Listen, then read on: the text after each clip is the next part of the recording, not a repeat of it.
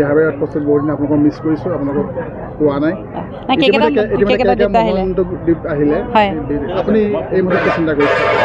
ময়ো খুব সোনকালে যাম, মানে আচলতে মোৰ দেউতা ঢুকাইছিলে আজি 1.5 বছৰ, এতিয়া প্ৰায় কি বুলি কয় জুলাইত 2 বছৰ হ'ব। এই 2 বছৰ দিন মোক গেপ, 2 বছৰ দিন নহ'বগৈ চাগে, কাৰণ মই বিহুৰ মাজভাগতে চাগে মই আকৌ বেহাৰবাৰীলৈ যাম, আৰু ৰাইজেও বিচাৰি আছে, আৰু নিজৰ ময়ো মিছ কৰি আছোঁ। খুব সোনকালে যাম। আৰু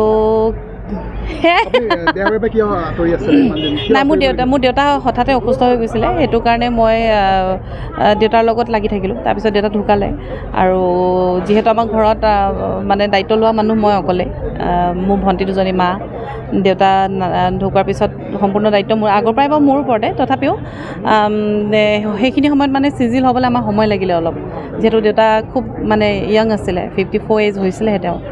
তো সেইটো কাৰণে মানে যাবলৈ নহ'লগৈ, আৰু বিভিন্ন ধৰণৰ কাম মই কৰা আৰম্ভ কৰিলোঁ, বাহিৰা কাম, চিনেমা তেনেকুৱাতে হৈ গ'ল, সেইটো কাৰণে সময় দিবই নোৱাৰিলোঁ। এতিয়া যিহেতু মই এইটো কামতে ব্যস্তই হৈ থাকোঁ, আৰু ভণ্টিহঁতৰ বাবেও এতিয়া সৰুকৈ গোলাঘাটতে এখন নতুনকৈ কাপোৰৰ এখন দোকান মই খুলি দিছোঁ।